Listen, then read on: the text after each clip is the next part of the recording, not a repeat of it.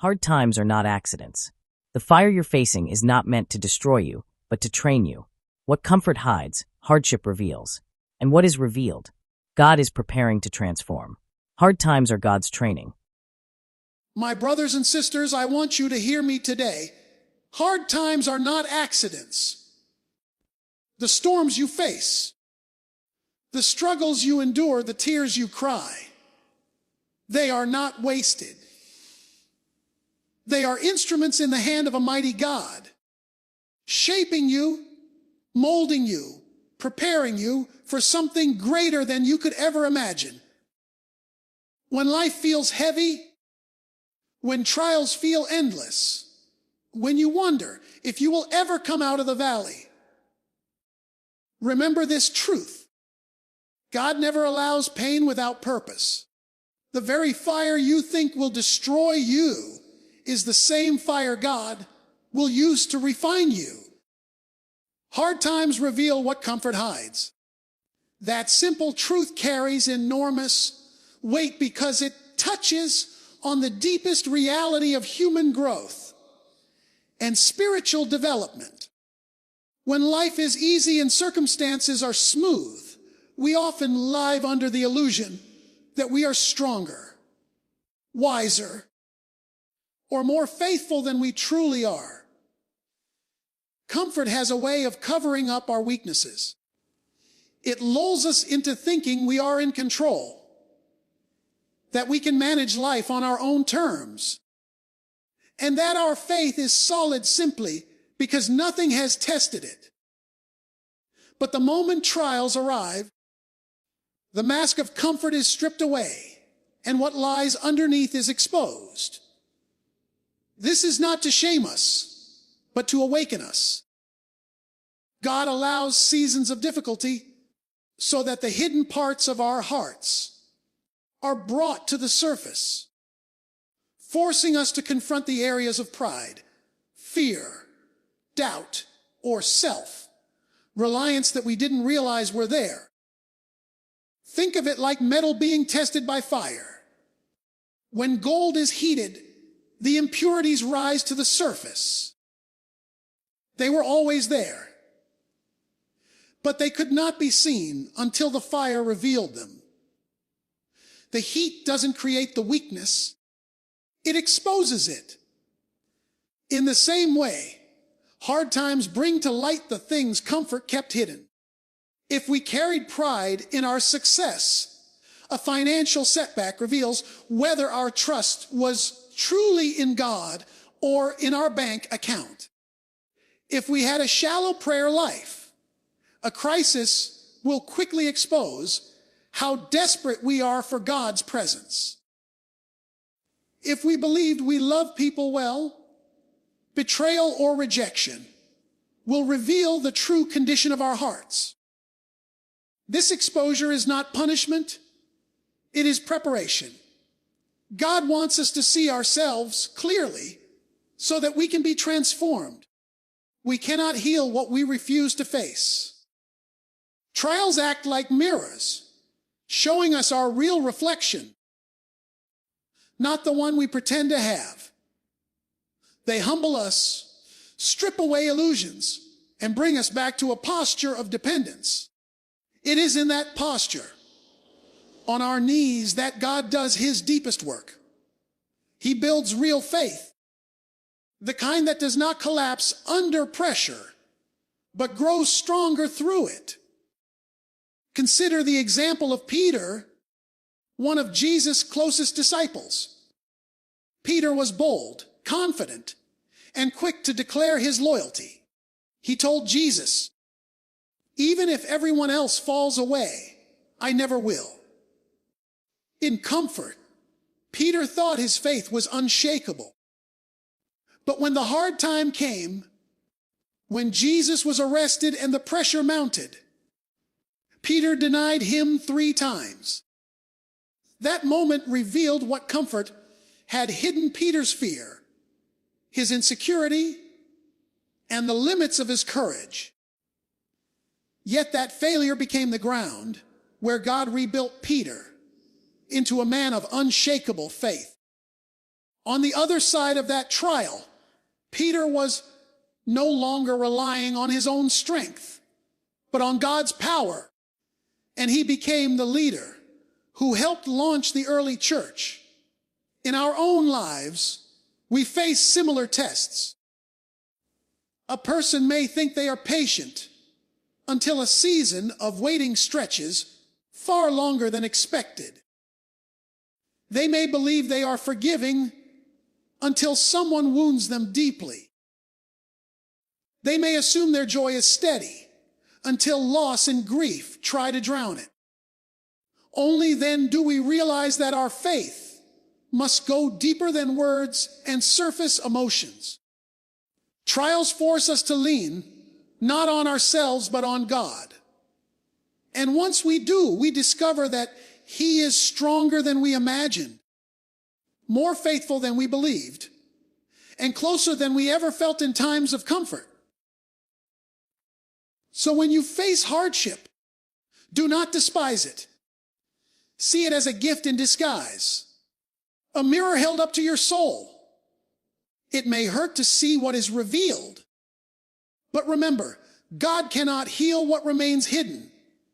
He uses the pressure, the fire, the storm to draw out what is weak, so He can replace it with His strength. What comfort hides. Hard times will always revealed, and what is revealed, God can redeem. Hard times are God's classroom. This is not something we like to hear, because no one wants to sit in a classroom of pain, loss, or struggle. Yet if we are honest, the lessons that shape us most deeply rarely come in moments of ease. It is in the seasons of discomfort, the nights filled with tears, and the valleys of uncertainty that God becomes the ultimate teacher. Pain carries a power that pleasure cannot match, because when life hurts, our ears open wider, our hearts soften, and our spirits become ready to learn. When everything is going well, we can fall into the trap of believing we don't need guidance. Comfort makes us self-reliant, convinced we already know enough to handle whatever comes. But the minute the ground shakes under our feet, our posture changes. We pray differently when we are desperate. We listen more closely when we don't know what to do next. And in those moments, God begins to instruct us in ways that no textbook or comfortable experience ever could. He uses hard times to grow endurance, to build wisdom, and to strengthen character, because those are qualities that only trials can truly produce. Think about an athlete training for a marathon. If they only ever ran short distances at a slow pace, they would never be prepared for the real test of endurance. It's the long, painful runs, the days when their muscles ache and their lungs burn, that actually build the strength to finish the race. The hardship of training is the classroom that makes victory possible. In the same way, God allows us to walk through circumstances that stretch us, that demand more faith, more patience, more perseverance than we think we can give. He is not trying to break us. He is training us for greater assignments we cannot yet see. One of the clearest examples of this truth is found in the life of Joseph. As a young man, Joseph had dreams of greatness, but he had no idea how much preparation those dreams required. Betrayed by his brothers, sold into slavery, falsely accused, and thrown into prison. Joseph's life looked like a series of misfortunes, but every hardship was a lesson in God's classroom. In slavery, Joseph learned responsibility. In prison, he learned leadership and humility. In betrayal, he learned dependence on God alone. These were not easy lessons, but they were necessary. By the time Joseph stood before Pharaoh and was elevated to second in command over Egypt, he was not the same young dreamer who had once boasted of visions. He was a man of character, wisdom, and resilience, shaped by the classroom of suffering. And because he had been trained by hardship, he was ready to carry the weight of saving nations during famine. In our own lives, hard times often feel like punishment, but in reality, they are preparation. The struggles you face today may be equipping you with patience you will need tomorrow. The loss you endure may be teaching you compassion for someone else's pain. The delay you hate may be building endurance for a bigger opportunity ahead. None of it is wasted because God is intentional with every lesson. So when you find yourself in the midst of trials, do not assume you are abandoned. Instead, recognize that you are in God's classroom. The lessons may feel heavy, but they are shaping you into someone stronger, wiser, and more resilient than you were before. And one day, when you step into the purpose God has prepared for you, you will look back and realize that every hardship was part of the training that made you ready. Hard times position us for purpose. That statement may sound strange when you are in the middle of pain, but it is one of the greatest truths about how God works in the lives of his people. Often, the very thing you believe is going to destroy you becomes the very thing that pushes you into the destiny you were created for. The valley that feels unbearable today may be the exact road God is using to take you to higher ground. What looks like a setback is often a setup. What feels like loss can actually be the doorway to a life you could not have reached without first passing through difficulty. Purpose is not discovered in comfort. Comfort breeds complacency, and complacency rarely produces growth. But hardship has a way of moving us from where we are to where we need to be. Trials redirect us, refine us, and ultimately realign us with God's plan. They push us into rooms we never would have entered, introduce us to people we never would have met, and shape us with qualities we never would have developed otherwise. In God's divine plan, nothing is wasted. Even the things that look like they are working against us are actually working for us. Think about the story of Joseph. As a teenager, Joseph had dreams that God would one day raise him up to a place of influence. But nothing about his journey looked like those dreams were coming true. His brothers betrayed him, threw him into a pit, and sold him into slavery. Later, he was falsely accused and imprisoned. From the outside, Joseph's life looked like one disaster after another. Yet each of those hard times was positioning him for his ultimate purpose. If his brothers had never sold him, he never would have ended up in Egypt.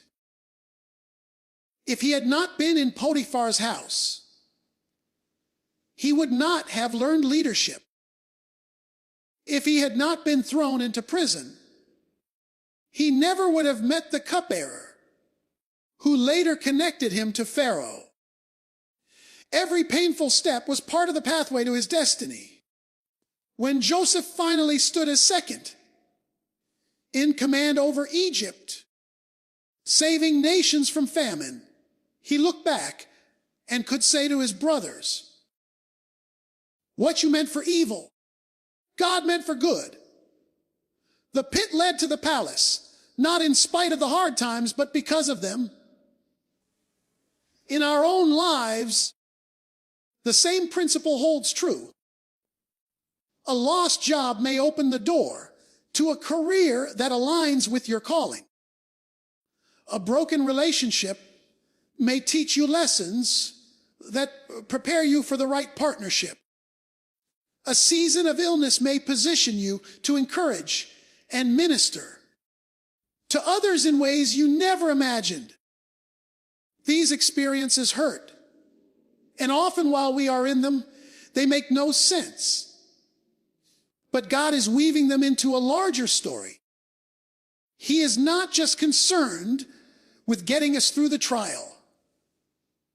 He is concerned with positioning us exactly where He wants us to be so that our lives accomplish their purpose. It is important not to despise the valley. The valley may feel dark, lonely, and endless, but it may also be the very road to your destiny. If the Israelites had never faced the Red Sea, they would not have witnessed God's power in parting it. What looked like a dead end became the stage for deliverance. In the same way, the obstacles you are facing today may be the very stage where God intends to reveal His glory through your life. So the next time you find yourself in a pit, a prison, or a place you never wanted to be, hold on to the truth that God is not wasting your pain. He is positioning you for something greater. When the story is finished, you will see that the trial that tried to break you was the same trial that made you ready for your purpose. Hard times make us useful to others. At first, that statement might sound unfair because when you are hurting, the last thing you want to think about is how your pain could serve someone else. Yet that is one of the beautiful mysteries of how God works. He never wastes a wound. Every scar you carry has the potential to be a testimony. Every valley you walk through equips you to walk alongside someone else who feels lost in theirs. Struggles that nearly broke you often become the very stories that lift someone else out of despair. What you survive does not stay with you alone. It becomes a tool in the hands of God to bring healing and encouragement to others. We live in a world where people are constantly searching for authenticity. They don't just want polished words or surface level encouragement. They want to know that someone has walked where they are walking and still made it through. That's why your hard times matter. When you have been through depression and God has carried you, you can speak to someone else who feels hopeless in a way no textbook or theory ever could. When you've endured financial hardship and experienced God's provision, you can encourage a struggling family with real conviction. When you've grieved the loss of someone you loved and still found peace, you become living proof that God's comfort is real. Hard times expand your capacity for empathy, compassion, and genuine connection with others. Because you're no longer speaking from ideas. You're speaking from experience. This is exactly what happened with the Apostle Paul. He endured shipwrecks, imprisonment, beatings, rejection, and countless hardships. Yet he wrote to the Corinthians about how his suffering taught him to rely not on himself but on God, and in turn, how the comfort he received from God enabled him to comfort others. He essentially said, "The same God who lifted me out of my darkest hours will also lift you." And I can tell you that because I've lived it. Paul's scars became a source of strength for others. His trials gave weight to his testimony. Without those hardships, his words might have been inspirational, but because of them, his words carried undeniable authority and life-giving power. Think of it like this. A person who has never sailed through a storm can talk about the sea, but only the one who has endured waves and wind can truly guide another sailor through the danger. Hard times make you that guide. They shape you into someone who doesn't just speak theory, but embodies hope. Your survival becomes evidence that someone else can survive too. Let's take a simple, relatable example. Imagine a person who battled cancer for years. They went through chemo, lost their hair, endured pain, and fought through fear. By God's grace, they survived. Later, they meet someone just diagnosed with the same disease. That new patient is overwhelmed, terrified, and uncertain about the future. In that moment, the survivor's story becomes medicine. Their words carry weight. I've been there. I know the nights of fear. I know the weakness. But I also know God is faithful, and you can make it through. That testimony can give more comfort than any doctor's statistics, because it comes from someone who has walked the same dark road and come out on the other side. That is why your hard times are not just about you. They are about the people you will one day help. God turns your pain into purpose and your scars into strength for others. He makes your life a living message that says, if God did it for me, He can do it for you too. And when you encourage someone else out of your own struggles, your suffering finds new meaning. It becomes a bridge of hope for someone still standing in the fire. Hard times draw us closer to God Himself. This truth is often discovered in the valleys of life rather than the mountaintops. When everything is going well, when our needs are met and our plans seem to be unfolding smoothly, it is easy to take God's presence for granted. We can fall into the trap of assuming we are close to Him simply because we acknowledge Him in passing prayers or Sunday worship. But when life breaks us, when the ground beneath us shakes, and when what we thought we could not live without is suddenly gone, that is when we discover who our hearts truly lean on. In those moments, God strips away the illusion that other things can sustain us, and He shows us that He alone is the anchor that will never move. Hard times often leave us with fewer distractions. The job, the money, the relationships, the comfort, the routines, all of these can easily become substitutes for intimacy with God. We lean on them for security, for joy, for identity. But when they are shaken, when they fail us, or when they are removed, we are left face to face with the reality that none of them were ever enough to begin with. And in that emptiness, we often hear God's voice more clearly than ever before.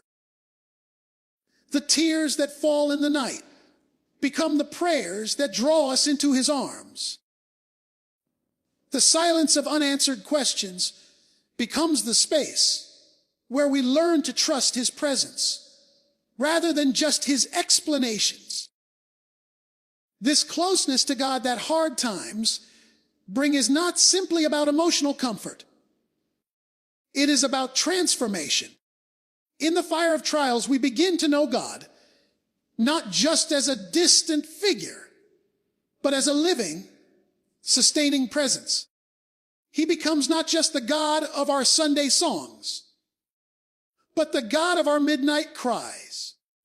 His word becomes more than just ink on a page. It becomes breath for our weary souls.